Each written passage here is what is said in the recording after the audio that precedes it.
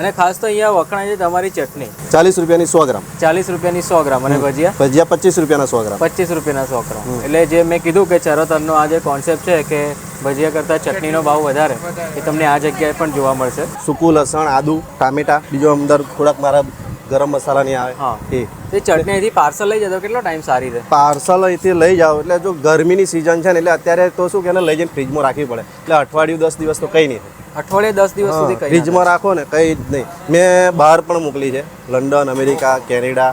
એ લોકો પ્રોઝર કરીને ત્યાં 6 મહિના વર્ષ પછી પાછું મને બનાવીને એ લોકો મોકલે મને કે ભાઈ તમારી ચટણી જો અમે ખાઈએ છીએ. કેટલા વર્ષોથી તમે ખાઓ છો? આ તો લગભગ અમારે તો ગામ પાડોશી છે એટલે અવારનવાર લગભગ અઠવાડિયામાં 1-2 વાર અમે આવીએ છીએ. અઠવાડિયામાં 1-2 વાર તો અહીંયા આવવાનું થઈ જાય. ચોમાસાની સિઝન છે એટલે તો પછી આજ. સો હેલો, નમસ્તે, સત શ્રી અકાલ, કેમ છો અને welcome back to my channel. ફરીથી સ્વાગત છે ભજીયાના એક જોરદાર વિડીયોમાં. અમે લોકો આવ્યા છે જોડ ગામમાં. વડતાલથી નજીક ગામ છે ને? વડતાલથી નજીક 2 કિલોમીટર. હા, જોડ ગુજરાતીમાં જો અળ કહેવાય છે અને ઇંગ્લિશમાં જે સ્પેલિંગ થાય છે ને જોલ, JOL, એટલે ઘણા લોકો જોલ એવું કરતા હોય છે. ગુજરાતીમાં જોડ અને ઇંગ્લિશમાં જોલ. અને આ ગામમાં ખાસ તો ભજીયા બહુ પ્રખ્યાત છે. અને એવું કહેવાય જીગરભાઈ આજે તમને એટલે લઈને આવ્યો છું કે તમે સુરતની ઘણી બધી પબ્લિક તમારા જોડે અટેચ હશે. હા. અને વડતાલ મંદિરમાં દર્શન મોસ્ટલી સુરતની પબ્લિક આવતી હોય છે દર અઠવાડિયે. પૂનમ ભરવા માટે પણ સુરતના સ્પેશિયલ લોકો આવતા હોય છે. તો એ લોકોને ટેસ્ટ મળી રહે જોરદાર. અહીં સ્વામિનારાયણ પણ મળે છે. તમારે જો સ્વામિનારાયણ હોય તો તમને એ પણ અવેલેબલ થઈ જાય. અને એમની લસણની ચટણી પણ બહુ પ્રખ્યાત છે, બહુ ફેમસ છે. બરાબર છે. એટલે ખાસ કરીને ભજીયાની સાથે અહીંયા ચટણીનું જે કોમ્બિનેશન છે અને ચટણી મોંઘી. અને આ જે વસ્તુ છે ને તમને ચરોતર રીજનમાં જ જોવા મળશે કે ભજીયા કરતાં ચટણી મોંઘી. જેમ પીપલક ચોકડી પર આપણે વિડીયો બનાવ્યો હતો એવી રીતે ભજીયા કરતાં ચટણી મોંઘીનો કોન્સેપ્ટ તમને ચરોતરમાં જ જોવા મળશે. બીજે કોઈ જગ્યાએ જોવા પણ નહીં મળે. આ જગ્યાએ દરેક વસ્તુ ગરમા ગરમ લાઈવ જ બને છે. કોઈ મોટો સ્ટોક બનાવી રાખ્યો હોય ભજીયાનો એવું પણ નથી. ત્યાં તમે કાઉન્ટર પર જુઓ એકદમ થોડાક જ ભજીયા અને તમે જોશો વિડીયોમાં કે અત્યારે જે કઢાઈયું છે એ મોસ્ટલી આપણે બ્લેક હોય છે, પણ અહીંયા જે ધાતુનું કઢાયું કે જેથી તેલ કારું ના થાય તમારું લોંગ ટાઈમ સુધી. હા, બરાબર. કે અરે કે ધાતુના લીધે જે કારું પડી જાય છે તેલ એ બી ના પડે અને એની જે તકલીફ છે ને આપણને ના પડે. એમ કે કોઈ હેલ્થ ઇસ્યુ ના થાય તમને ઇન ફ્યુચર. તેલ દેખાય તમને કે કેવું તેલ છે, તો કારામાં તમને કારું દેખાય. ભજીયાની વાત કરીએ તો અહીંયા ખાસ કરીને જે મેથીના ગોટા આવે છે એ અને બીજું દાલવડા, એ બે ભજીયા ખાસ કરીને અહીંયા લોકો ખાવાનું વધારે પ્રિફર કરે છે. કામની વાત કરી લઉં ત્યારે આમાંથી છે ને તમે અમારું આ દુબઈ યુથ પરફ્યુમ યુઝ કરો. આ પરફ્યુમ એવું છે કે એકવાર તમે છાંટશો ને 12 થી 24 કલાક સુધી સુગંધી નહીં જશે અને 4 માણસ વચ્ચેથી પસાર થશો તો ખબર પડશે કોઈએ પરફ્યુમ છાંટ્યું છે. આની ફ્રેગ્રન્સ તમને કહી દઉં ટૂંકમાં કેવી છે કે તમે દુબઈમાં જઈએ ને આપણે તો એરપોર્ટ, મોલ, એરપોર્ટ્સમાં જે ફ્રેગ્રન્સ આવતી હોય ને આખા દુબઈમાં જે અરેબિક ફ્રેગ્રન્સ સેમ એ જ અરેબિક ઉદ છે. અને જેને સુગંધીદાર ફ્રેગ્રન્સ ગમતી હોય એના માટે સારામાં સારું આ પરફ્યુમ છે. બરાબર છે. સ્ક્રીનની ઉપર નંબર તમને દેખાય છે. ઓલ ઓવર ઇન્ડિયામાં ડિલિવરી થઈ જાય છે આ જગ્યાએ. મારું નામ મહેન્દ્રભાઈ. જોડ ગામના જ? જોડ ગામના પ્રોપર અહીં જ. કેટલા વર્ષથી આમ ફેમસ છે? આમ ફેમસ તો લગભગ અમને આ પ્રેમલભાઈ જ કર્યા. અચ્છા, એવું છે. બાકી ધંધો અને લગભગ આને અમારે 10-12 વર્ષ થઈ ગયા. 3 વર્ષથી અહીંયા છું. હા, 2 વર્ષ પેલા બાજુ તો 6 મહિનાથી અહીંયા આવ્યો છું. અને પહેલાં બસ સ્ટેન્ડ પર હતો, ત્યાં 8-10 વર્ષ ત્યાં આગળ હતું. અને અહીંયા આપણે ભજીયાની વાત કરીએ તો ખાસ તો મેથીના જે ગોટા છે અને દાલવડા. મેથીના ગોટા, દાલવડા, પત્તરવેલી, બટેકાની પૂરી.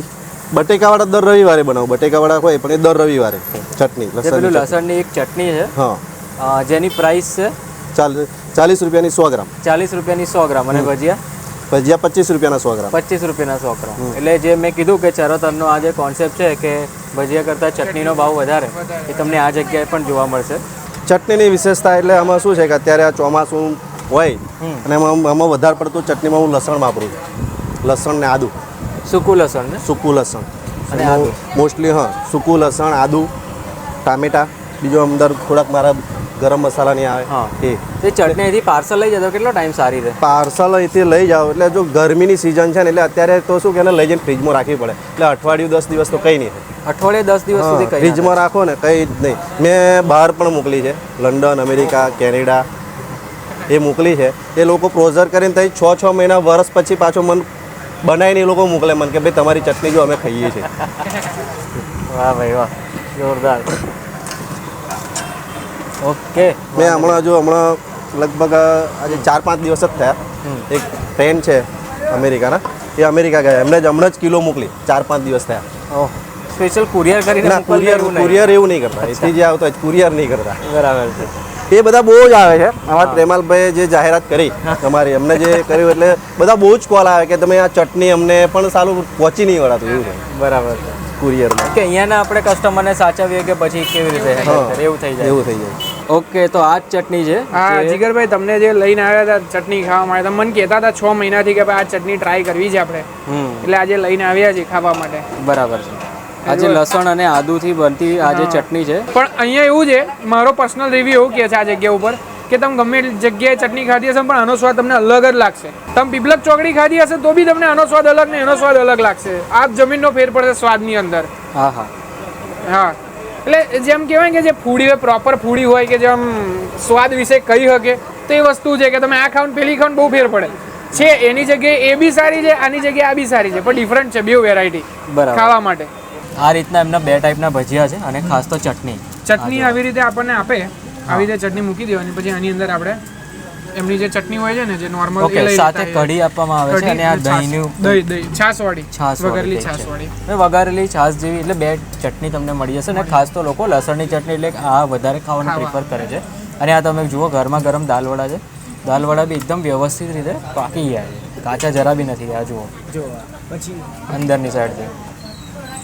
અને આ છે મેથીના ગોટા એવરગ્રીન. હે ને? જોરદાર. હા ભાઈ, આ તો ચરોતરમાં તમે આવો જીગરભાઈ એટલે મેથીન ગોટા હોય હા કે પછી દાળ વડા હોય, દરેક વસ્તુમાં યુનિક વેરાયટી, એટલે મતલબ પ્રોપર વેરાયટી તમને જોવા મળે. અમદાવાદની અંદર હમણાંના તમે ઘણા બધી વાર ફરો છો, પણ અહીંના ભજીયાનો ટેસ્ટ અને ત્યાંના ભજીયાનો ટેસ્ટમાં અલગ જમીનનો પડે. ફેર પડતો હશે. થોડા સ્વીટનેસ આવતી હશે પાછળથી, તમને ત્યાં ખાતા હશો ને તો હા હા થોડી આવતી હશે, એ વસ્તુમાં ફેર પડે પ્લીઝ. અને બીજું કે અહીંયા ભાજીની માત્રા વધારે હોય. અત્યારે લંચનો ટાઈમિંગ છે, 12:30 જેવું થઈ ગયું છે એટલે લોકો એક ટાઈમનું જમવાનું જમવા માટે જ અહીંયા આવે છે. અને ચાલો આવી રીતે ખાવાની રીત છે આની. જે ચટણી વાડકીમાં આપે છે ને, વાડકીમાંથી તમારે સાઈડમાં લેવાની. અને પછી ખાવાની. આ બહુ તીખી નહીં લાગે ને? ના ના ના ના, સેજ બી થઈ ગઈ 1% બી નહીં. ઓકે, આપણે આટલી ભજીયામાં ચટણી લીધી છે ક્વોન્ટિટીમાં. વાહ, હું તો આખું બજેટ ડુબાડ દઉં છું ચટણી. 60% જેવું તમને આમ ગાર્લિકનો સ્ટ્રોંગ ટેસ્ટ આવશે. તમને બહુ તીખું નહીં તીખાશ લાગે, નહીં તીખાશ નહીં લાગે. લસણની પણ એક તીખાશ હોય છે, એ તીખાશ તમને મહેસૂસ નહીં થાય, પણ લસણનો જે ટેસ્ટ છે ને એ તમને લાગશે અહીંયા. અને થોડોક તમને ખટાશ આવશે પાછળથી લાસ્ટ. પાછળથી તમને થોડું ખટાશ જેવું લાગશે. એટલે આ ચટણી છે ને એવું સમજો કે મોસ્ટ યુનિક કહી યુનિક શકાય. Unique unique. ચરોતરમાં બહુ બધી જગ્યાએ ભજીયા મળે છે, પણ દરેક ભજીયાની સાથે સાથે એની સાથે આપવામાં આવતી ચટણીઓ એનો બી કમાલ અલગ કમાલ હોય. અલગ છે 100%. હા. હવે તમે એકવાર આની અંદર ટ્રાય કરી જુઓ, આમાં બહુ Okay. મજા આવશે.